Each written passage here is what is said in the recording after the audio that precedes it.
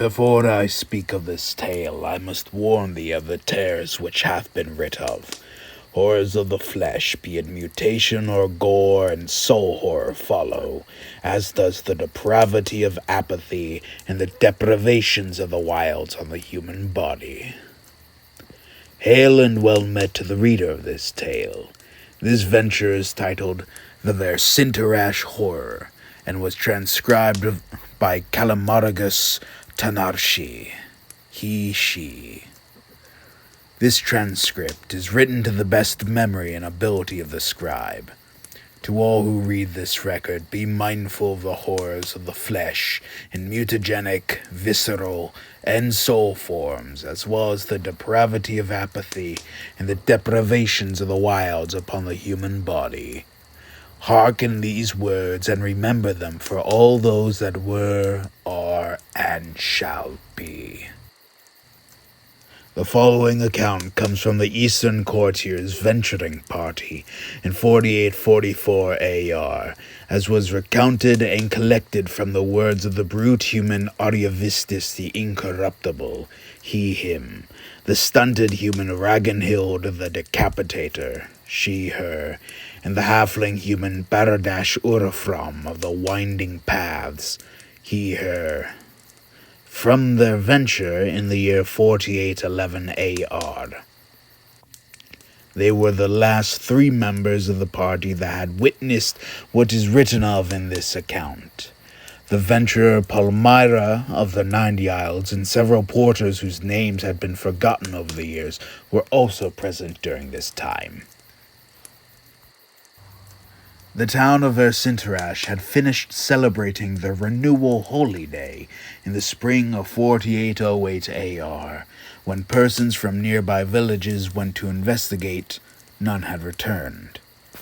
For some weeks, the persons who traveled to Vercinterash and those that went in search, who strayed too close to the town, disappeared. Beasts dare not go near the town, and any taken down the roads broke free of their master and fled. Soon a heaviness set in as one approached the border of Vercinterash. The air became thick, and a weight pressed on the shoulders of any who approached, causing them to stoop and freeze in panic until they turned around. So it was that in 4809 AR, the village of Amdambrea paid the Eastern Courtier's venturing party 20 silver coins, a gallon of fresh milk, and 30 ram horns collected from the ram worms. They would investigate and slay whatever was ailing the town. In the mortal equinox of 4811 AR, the Eastern Courtiers arrived. The journey from Amdambrea to Vercinterash was an arduous one. In the time the town had fallen silent years ago, grasses and flowering plants took over many of the paths. Rocks sprouted up from the earth, further impeding the steps of the party. Slithering through the grasses were large bulbous worms, swollen with natural energy. If one killed them, they burst, spreading rapidly growing spores about the area that grew into plants within hours. The venturers' progress was slowed greatly as they took care to not step on the squelching flesh shafts. With each hour they drew near to Vercinterash, the air and plant life grew thick. Trees twisted and stuck up from the ground in ways only sorcery could explain, and with such girth it was clear Mancy was in abundance. Soon the greenery was an enveloping force that required the axe and the torch to clear.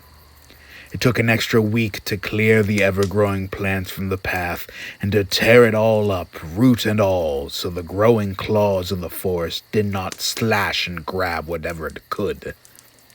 The smell of smoke filled the nostrils of the venturers so mightily they each awoke during the night believing their others had left a fire going without maintenance. As the snot rolled down their faces, encrusted on their sleeves, the blackened brows of the forest, and the gray ashes upon its face, mixed with the soil, that grew as dark as the bags under their eyes. The party made their way to the border of the cursed town. Indeed, the air was heavy. Just a simple sniffle was enough to fill the nostrils and lungs with a great weight, as if the air was solid and pulled up into the body like water.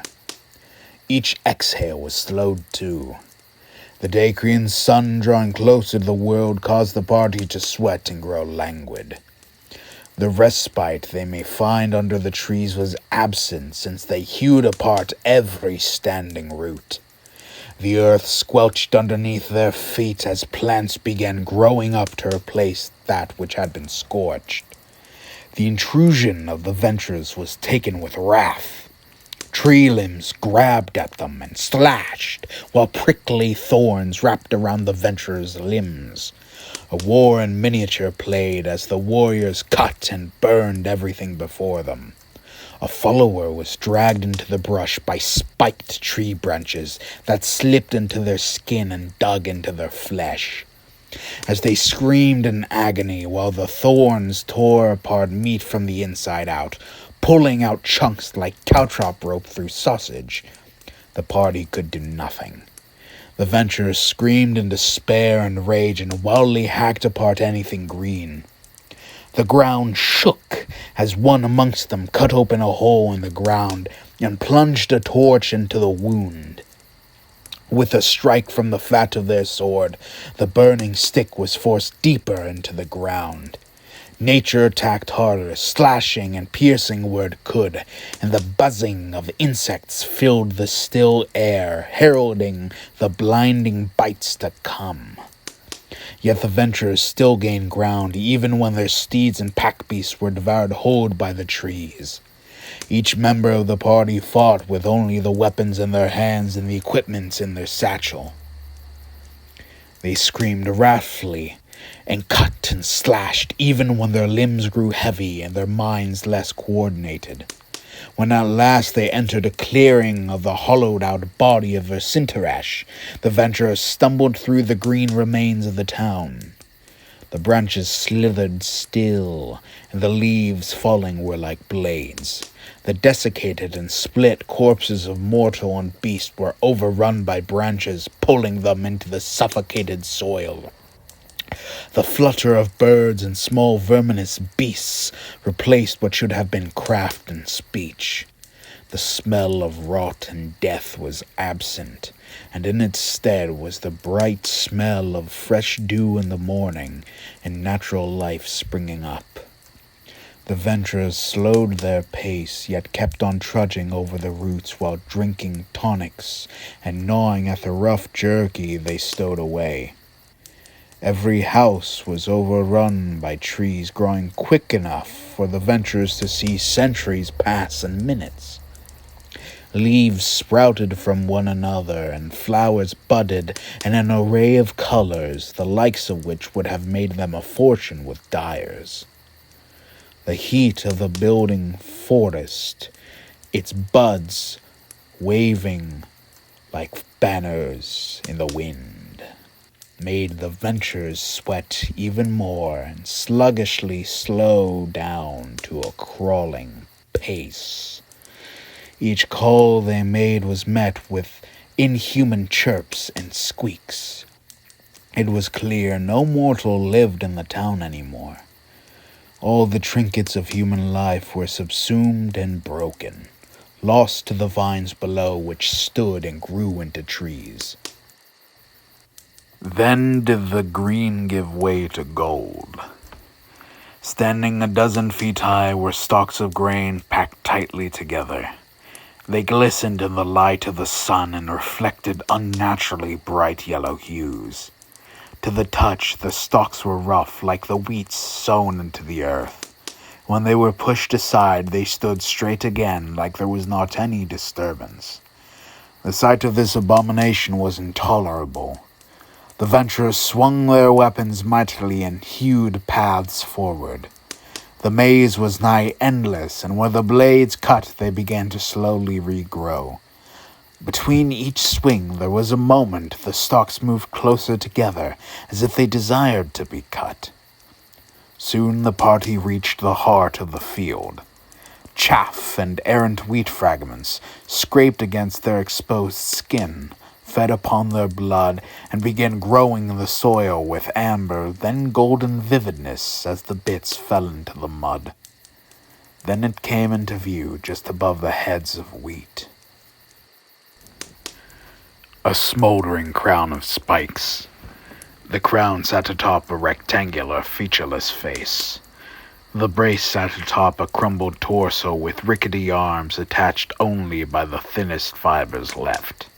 Its legs, two great stalks, broke, and the large poles that supported it still burned from the inside. The ground was searing hot. Each step closer singed the shoes into the flesh. From cracks in the dried soil rose innumerable seeds bubbling like water in a pot. They rolled out and into the ground again. At the epicenter of the miracle was the burned wicker statue. Sacrificial flames had long since died, leaving the wreckage hunched around a cold fire pit in the dead of winter. With each step forward, the hot ground opened further and the seeds rose. Still, the party continued walking despite the blistering heat assailing their feet. The grain piles rose and fell. When at last the party reached the wicker statue, each examined the grotesque effigy. Fused to the wooden struts were several burned skeletons crumbling into dust that turned into seeds. They were impaled on grain stalks woven into the framework, each of them.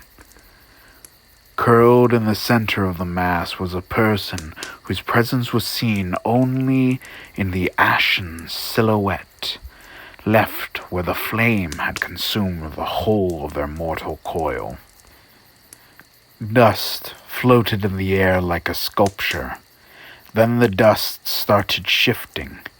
The darkness of the collapsed statue obscured everything until a torch was brought into it.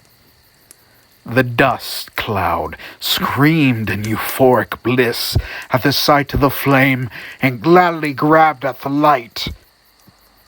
The wicker frame burned anew, and the skeletons rattled in the cages as if trying to escape.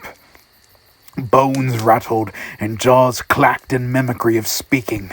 The frame lurched and swayed side to side, moved by the necrotic powers inside it.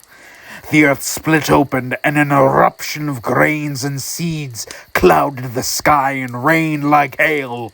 The Venturers slashed as shadows and skeletons whose breakings burst yet into more seeds. The ground became smothered by the flood of it all. The Venturers turned and began sloughing through the flood. Several followers had already begun fleeing. One, a homunculus human, was already consumed by the flood and suffocated. A mad dash was made for the town's edge. The cut paths had grown back already, making the frantic retreat a scramble to escape. Grains and wheat clung to wounds now and started growing rapidly, which slowed the Venturers down. The weight of 100 harvests seemed to cling onto them and drag them down into the earth, now opening up to welcome them. At the edge of Vercinterash, the eastern courtiers and their followers crawled through the thicket to the edge. Somehow the air had thickened more. Every breath felt like sand being poured into the mouth, and every breath outward strangled them more. A porter scratched at their throat until they tore it open. One of the followers dragged the corpse of another while punching their own chest until their ribs cracked in a vain effort to pump the lungs. One stumbled and collapsed dead, their face blue red from suffocation. At last some of the number escaped and breathed deeply the pure air. The Venturers and their followers set to making fires and scorching the edge of the forest as much they could until the fires rose to the sky. Transcription ends. The Archivus Venturis notes a proceeding venture by the eastern courtiers with a contingent of villagers from the surrounding area and several priests. The scorching of the land around Vercinterash took 18 days, and several persons died when the angry land struck at them. Salt was poured into the earth so nothing could grow and take vengeance against future settlers. With the choke of smoke, the heavy air retreated like a strangler creature fleeing from torches. When Vercinterash was shaved to its very edges, a great fire was set using the charcoal of the previous day's burning. The greenery blazed for days on end. It is said in the notes that when the corpses of the dead were uncovered, prayers were said from afar, since they would turn to ash before they could be hauled out. Day after day, the fires cleared the chained town until it reached the fields of grain which lashed it so. Even when the fires were stoked to blinding heat, the wheat did not yield. For every stalk that burned, 10 more rose through the blackened remnants. So it is today that even though the flames have stopped and the region reclaimed by mortal hands to some capacity, the bounty of that warped sacrifice still grows and can grow fertile grain from the most barren soil, but at the cost of violent nature. And to all who were, are, and shall be that read this account, glory to you. Tales of Mortality is a world-building podcast set in the world of Asenscia, created and owned by Bard over 18 years and counting. It is a fantasy world of horror and madness, a planet racked by mutation and magic, where humanity survives only through itself and the Spirit Indomitable against horrors natural and unnatural. The Worldbuilder, writer, producer, and artist of the thumbnail is Bard. Me!